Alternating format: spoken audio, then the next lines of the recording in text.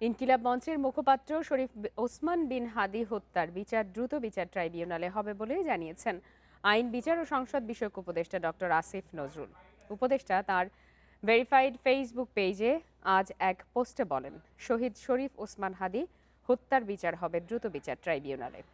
দ্রুত বিচার ট্রাইব্যুনাল আইন 2002-এর 10 ধারা অনুযায়ী পুলিশ রিপোর্ট আসার পর সর্বোচ্চ 90 দিনের মধ্যে এই বিচার সম্পন্ন করা হবে।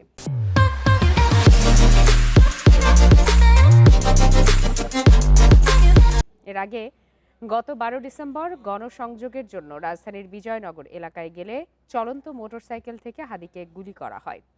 ঢাকার পর উন্নত চিকিৎসার জন্য হাদিকে সিঙ্গাপুরে নেওয়া হলে চিকিৎসাধীন অবস্থায় 18 ডিসেম্বর তার মৃত্যু হয়।